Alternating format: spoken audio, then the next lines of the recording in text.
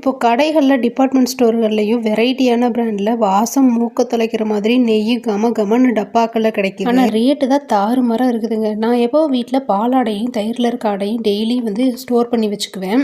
ஒரு மாதம் சேர்த்துனா ஒரு சம்பளம் சேர்ந்துடும். ஃப்ரிட்ஜில் ஏர் டைட்டாக தான் ஸ்டோர் பண்ணி வைப்பேன். ஃபங்கஸ் வராமல் ஸ்டோர் பண்ணி மிக்ஸி ஜாரில் நல்லா தண்ணியை சில்லுன்னு ஊற்றி அதுக்கப்புறம் நம்ம எடுத்து வச்சிருக்க ஆடையை போட்டு வெண்ணெய் திரண்டு வர வரைக்கும் அடிச்சு எடுத்துக்கணும். நான் எப்போவுமே வெண்ணெயை அடிச்சு எடுக்கிறதுக்கு நல்லா சில்லுன்னு தண்ணியை ரெடி பண்ணி வச்சுக்குவேன். அது ரொம்ப முக்கியம். எவ்வளோக்கு எவ்வளோ தண்ணி சில்லுன்னு இருக்கோ அவ்வளோக்கு அவ்வளோ வெண்ணெய் கையில் ஒட்டாமல் நல்லா திரண்டு வரும். ஃபைனலாக வெண்ணெய் எல்லாம் எடுத்து உருண்டையாக்கி ஒரு கிண்ணத்தில் போட்டு வச்சாச்சு. நான் எப்போ வெண்ணெயை ஒரு நாள் ஃப்ரிட்ஜில் நல்லா ஃப்ரீஸ் பண்ணி வச்சு அடுத்த நாள் தான் நெய்யாக காய்ச்சி. இப்போ நல்ல வெயில் இருக்கிறதுனால நான் ஒரு நாள் ஃப்ரிட்ஜுக்குள்ளே வச்சுட்டு மறுநாள் தான் எடுத்து வெண்ணெயை நெய்யாக காய்ச்சினேன். எடுத்ததுக்கப்புறம் வடச்சட்டியை சூடு பண்ணி வெண்ணெயை உருக்குனா மணக்க வீட்லேயே நேரடி ஆயிடுது. வெண்ணெயிலிருந்து நெய்யை காய்ச்சி எடுத்ததுக்கப்புறம் ஃபைனலாக ஒரு கொத்து முருங்கை இலையை போட்டு எடுத்தோம்னா நெய் இன்னும் நல்ல வாசமாக இருக்கும். இன்னும் ஒரு மாதத்துக்கு வீட்டில் நெய்க்கு பஞ்சமே இருக்காது.